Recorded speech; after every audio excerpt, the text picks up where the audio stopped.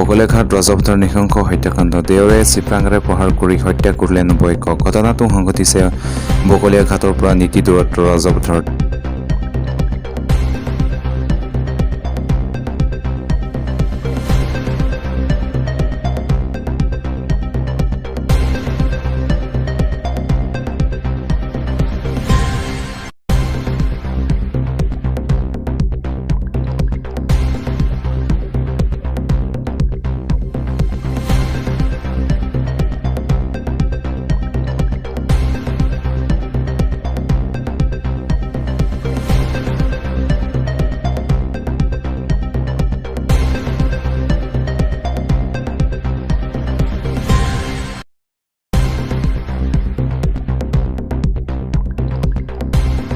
চিপৰাঙৰ লগত মাৰি দিছে। মাৰি দিয়াৰ পিছততো সি পৰি আছে, পৰি থকা সময়ো সি মৰা নাই, কিন্তু তাৰ ফালে একজন ডাক্তৰো দেখা নাই, সি বহুত সময় হেৰি কৰি আছে।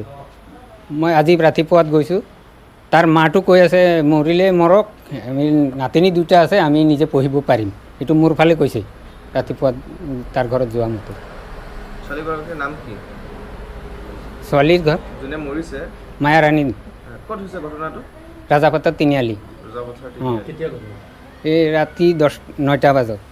তাৰ মোটাটো নাই, মোটাটো ডিমাপুৰত কাম কৰি আছে।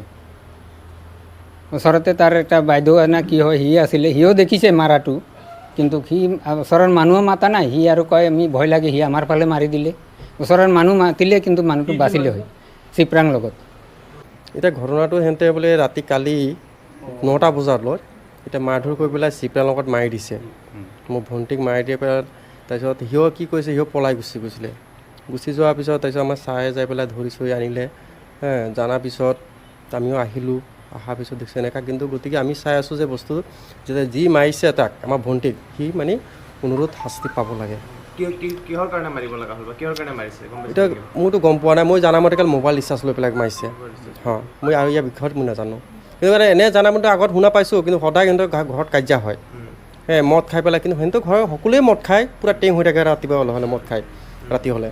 গতিকে মদ খাই পেলাই সিহঁতে কাজিয়া সদায় কৰি থাকে। মাৰাজনৰ নাম কি? যোনে মাৰিছে? যোনে মাৰিছিলে বিশ্বজিৎ বৰ্মন। কিহৰ লগত মাৰিছে? চিপৰাং লগত মাৰিছে।